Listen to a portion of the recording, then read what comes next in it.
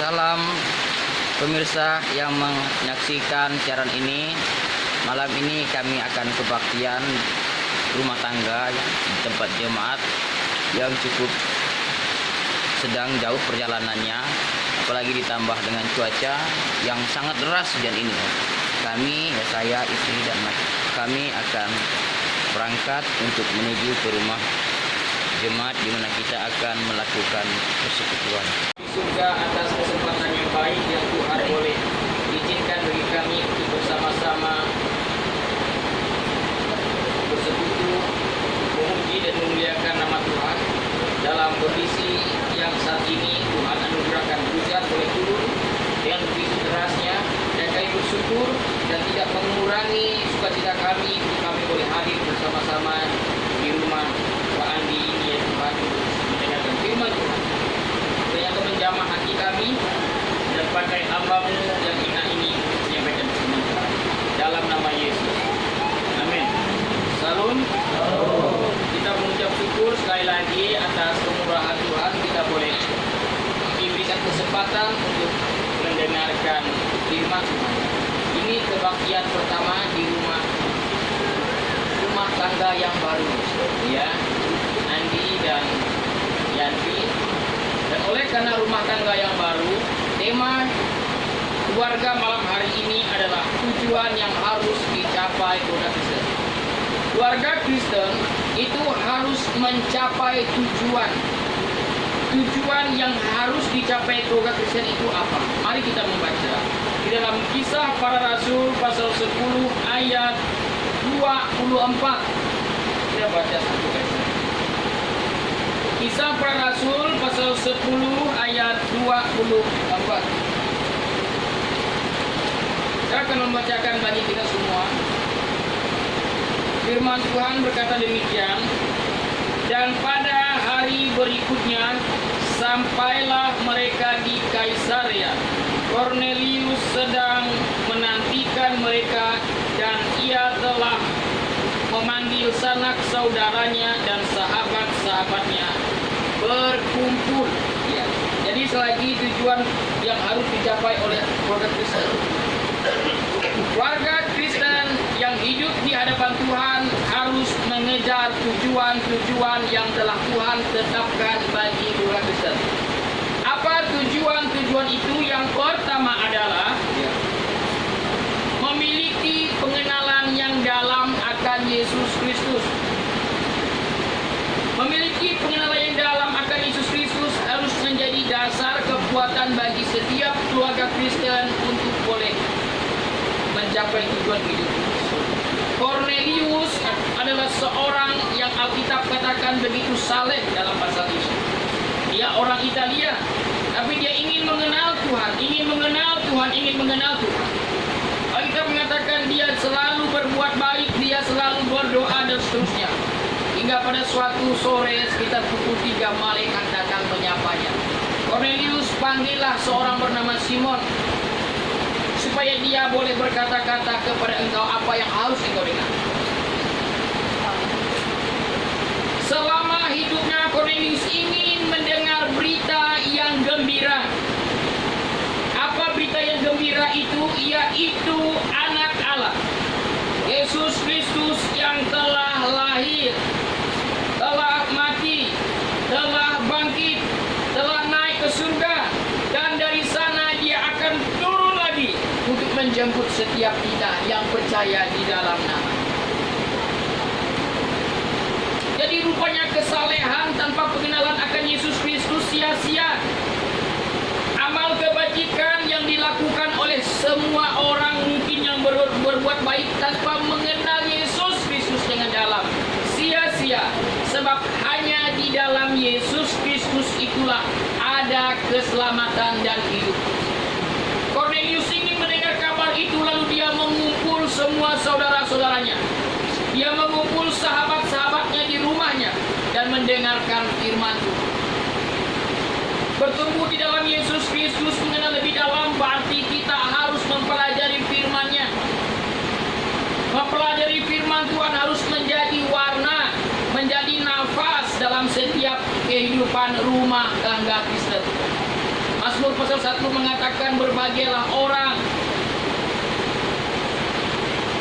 yang tidak berjalan menurut nasihat orang fasik, yang tidak duduk di kumpulan pencemooh, tapi yang kesukaannya ialah Taurat Tuhan. Taurat Tuhan harus menjadi kesukaan setiap keluarga Kristen. Firman Tuhan harus menjadi makanan utama selain nasi, selain sayur. Yesus mengatakan manusia tidak hidup dari makanan roti saja, tapi juga dari setiap firman yang keluar dari mulut Allah.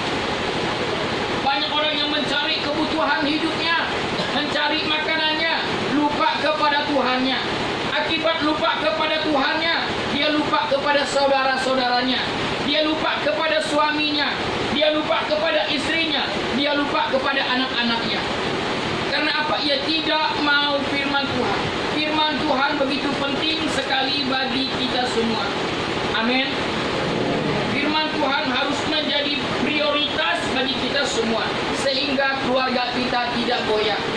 Keluarga yang dibangun di atas dasar Yesus Kristus, maka keluarga itu akan kuat, maka keluarga itu akan kokoh, maka keluarga itu akan hidupnya berkenan di hadapan Tuhan.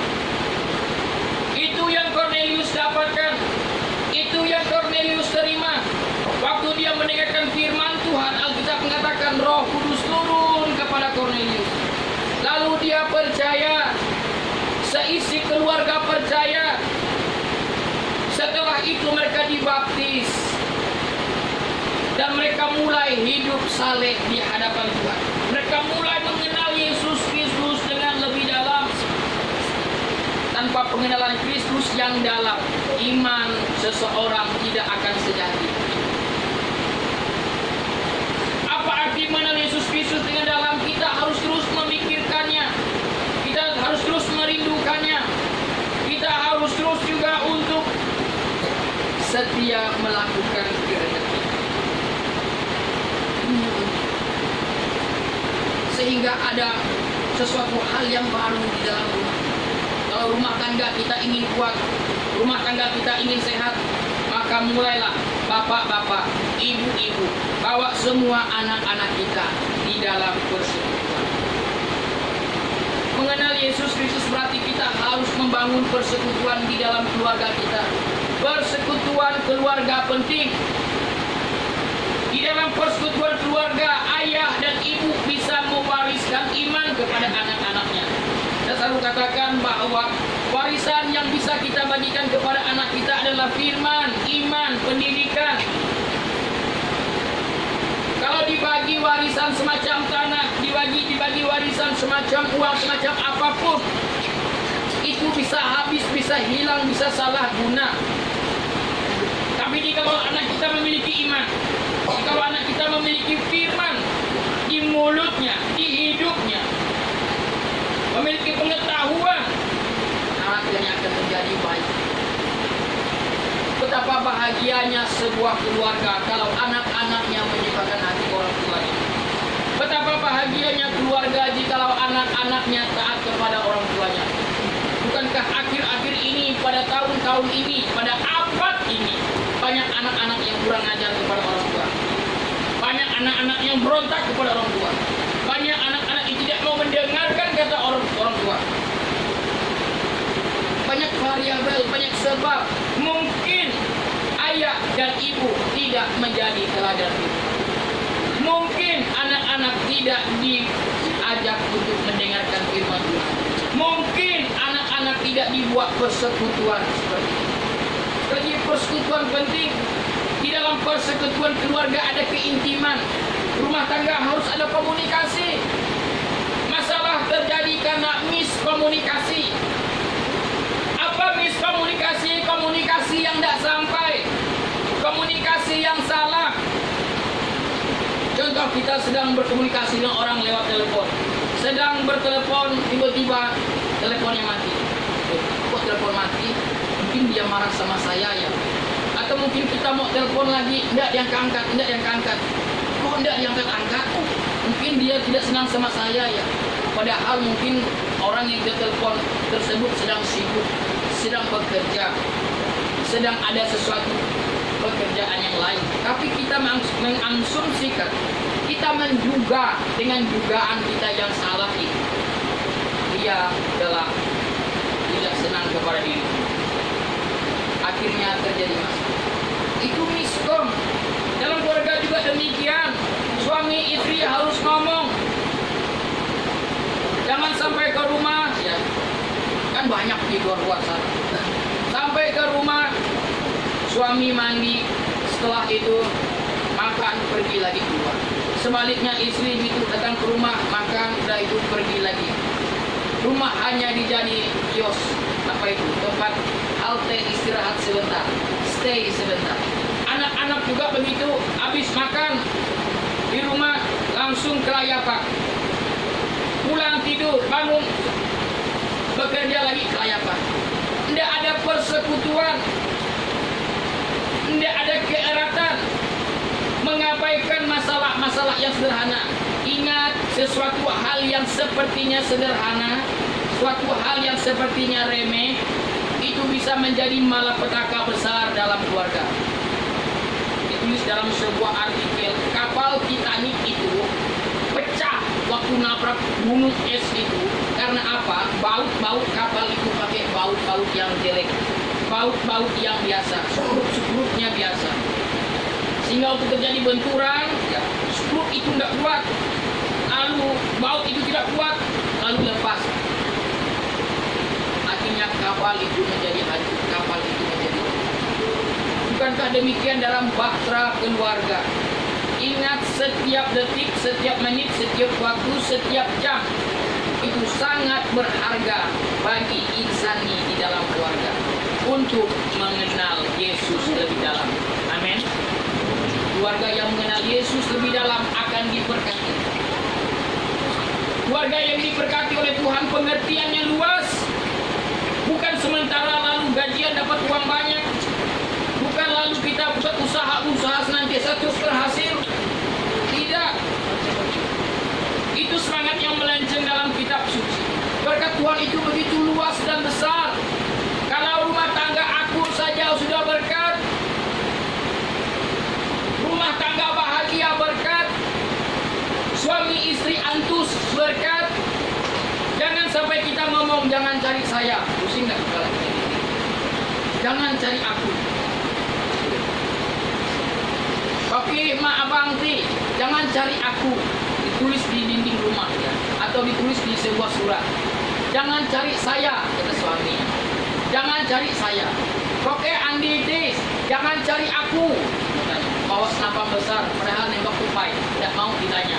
Jangan cari aku, katanya. Takut ambil itu ya. Rupanya di tempat tupainya banyak, dia ingin sendiri nembaknya. Jangan cari aku. Ya. Jadi sekali lagi ya, rumah tangga bahagia itu berkat. Suami sehat berkat, istri sehat berkat, anak sehat berkat. Kalau perkara uang itu tidak nomor sekian, bukan berarti kita tidak perlu uang, itu sangat perlu uang. Tapi objek itu jangan mengalahkan hal yang lebih penting sekali, yaitu berkat yang terbesar. Tuhan menganugerahkan Roh Kudus bagi kita, itu berkat. Orang yang punya Roh Kudus, punya Yesus, orang punya Yesus, dia memiliki keselamatan yang kekal. Amin. Maka hari-hari kita harus dipakai untuk menghitung hal-hal yang baik. Musa mengatakan dalam Mazmur, Tuhan ajarkanlah kami menghitung hari-hari kami seperti bijaksana. Kita tidak tahu besok hari apa. Yesus mengatakan kesusahan sehari cukup sehari. Jangan tanggung kesusahan hari ini, pikir sampai besok. Besok punya kesusahan sendiri. Besok lagi punya kesusahan sendiri. Artinya adalah hidup kita harus bergantung dan berserah pada Tuhan. Amin. Jadi pengenalan yang dalam akan Yesus Kristus itu penting di dalam keluarga kita ini. Yang kedua, ya tujuan yang harus dicapai oleh keluarga adalah kedewasaan karakter.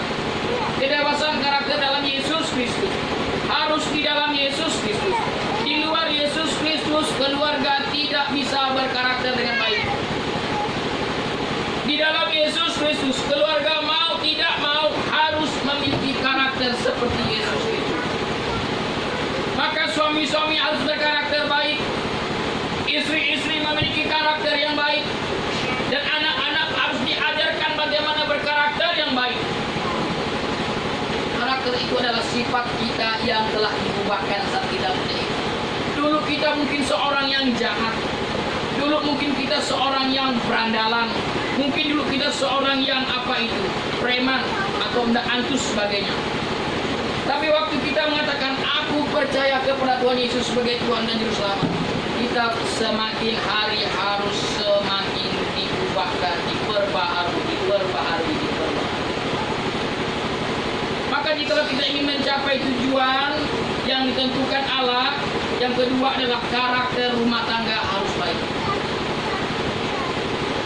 Suami harus punya waktu yang cukup untuk istri.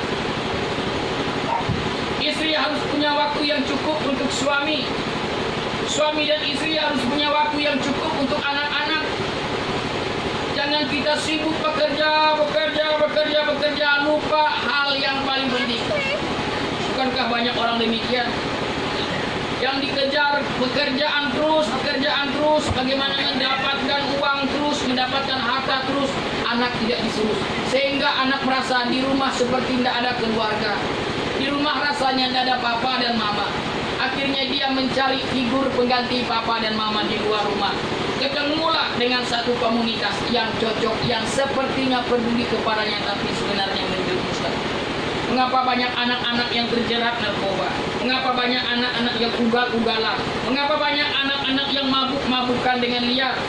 Karena papa dan mama kurang waktu untukku, banyak waktu untuk yang lain. Ini penting. Maka setelah keluarga kita diberkati oleh Tuhan, setelah memiliki karakter yang baik, hidup kita juga harus kudus. Kekudusan keluarga penting. Maka di dalam keluarga yang paling penting itu adalah kehidupan rohani dan jasmani harus seimbang. Jangan ada orang kedua, jangan ada orang ketiga, jangan ada orang keempat di dalam keluarga. Ini yang bahaya. Maka sebagai rumah tangga baru istri cukup satu, ya. Jangan kayak orang, satu di sini, satu di sana, satu di sana. Jangan. Cukup satu. Bila perlu waktu ke pasar pakai reben yang itu besar, yang terang, biar kelihatan istri. Oh, ini apa tuh? Yang pakai reben hitam. Waktu ke pasar pakai reben hitam, tidak biar tidak ketahuan waktu melirik-lirik. Bila perlu waktu ke pasar pakai isolasi sedikit, tutup sedikit, supaya hanya lihat sayangku saja.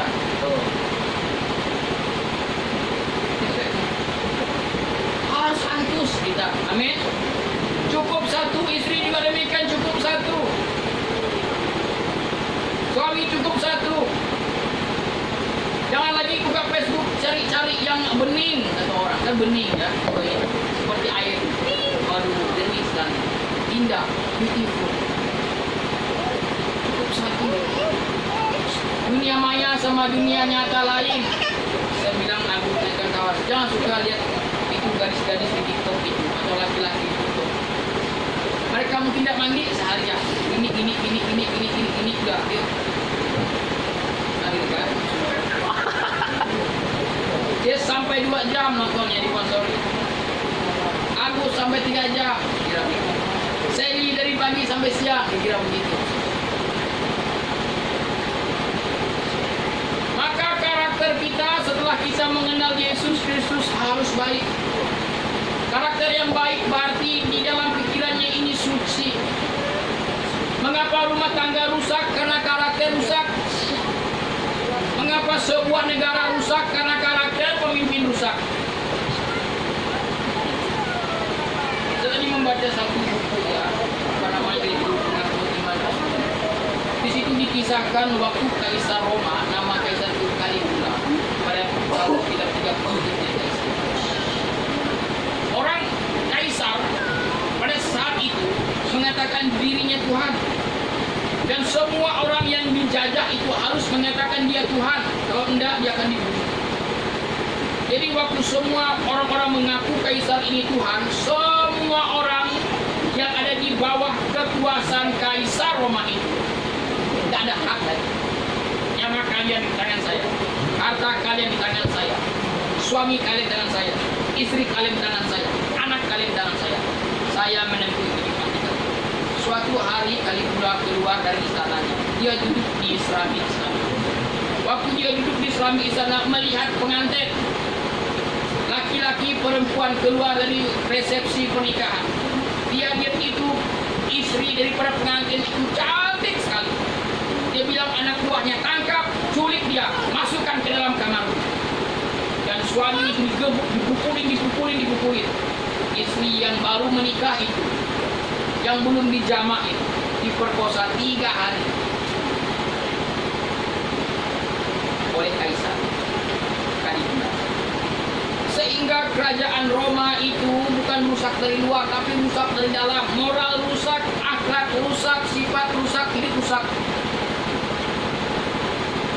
Sekuat apapun ekonomi keluarga kita, kalau di dalam ini rusak, maka akan rusak semua. Tapi sesulit apapun hidup kita, sesulit apapun keluarga kita, kalau ini benar, hati benar, akhlak benar, sifat benar, karakter benar, pikiran benar, kita tidak akan hancur. Betapa banyak keluarga yang berantakan sampai ingin mengajukan perpisahan, ingin mengajukan perceraian dan seterusnya. Hanya karena di sini tidak beres, di sini tidak beres, masuk ke sini. Maka hati sumber kejahatan, hati sumber kebaikan, dan hati sumber kesetiaan. Alkitab katakan, jagalah hati kita dengan segala kewaspadaan. Dari situ terpancar kehidupan. Amin. Kalau rumah tangga kita ingin hidup diberkati oleh Tuhan, jaga hati. Waktu hati kita menjadi baik, maka karakter kita akan baik. Waktu karakter kita baik, pikiran kita akan ingin terus menyenangkan hati Tuhan. Seperti lagu yang suka kita nyanyi, menyenangkanmu, kan enak lagu itu. Senangkanmu, hanya itu kerinduanku. Kiraan hujan tidak datang sembahyang, kan begitu. Menyenangkanmu, yuk kita kerja gereja tidak hadir. Menyenangkanmu, pelayanan tidak mau. Menyenangkanmu, oleh tidak mau. Kok menyenangkanmu, kok begitu? Menyenangkanmu itu sampai di sini, tidak sampai di sini.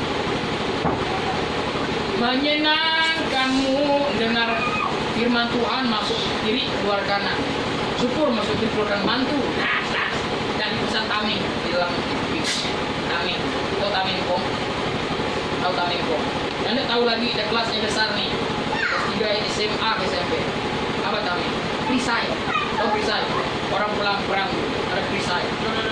Oh polisi itu, waktu ada tawuran di depan itu taming. Jadi pesan tameng di sini. Balik lagi mantu. Jangan mantu, simpan di dalam. Ini timing, dinamik. Amin karakternya baik. Tadi sore bagi durian, sedap durian itu. Kapan dapat durian lagi? Dapat durian lagi bagi satu lagi.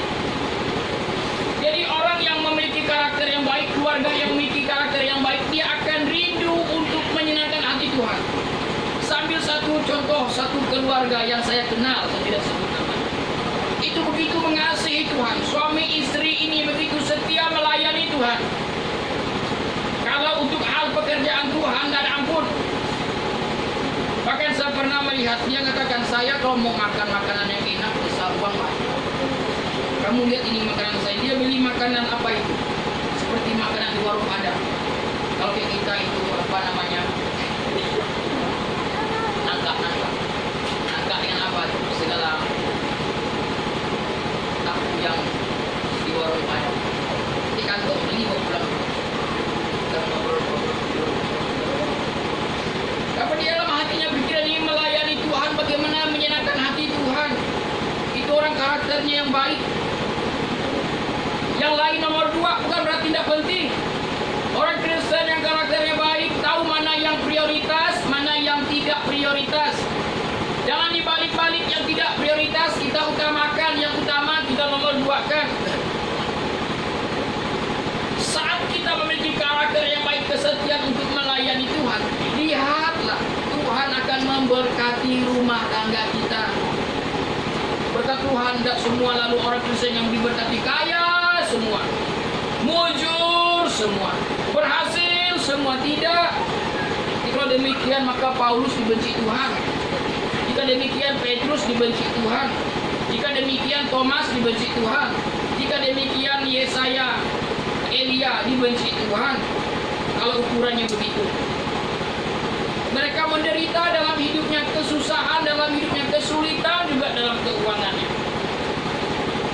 Tapi Alkitab mengatakan bahwa mereka adalah duta-duta Injil. Mereka adalah nabi-nabi. Mereka adalah rasul-rasul yang agung, yang hebat. Ini berkat Tuhan lebih dari itu. Berkat Tuhan sekali lagi adalah di dalam rumah tangga. Rumah tangga kita ini aman dari dalam dan aman daripada gangguan dari luar. Berkat Tuhan melindungi kita.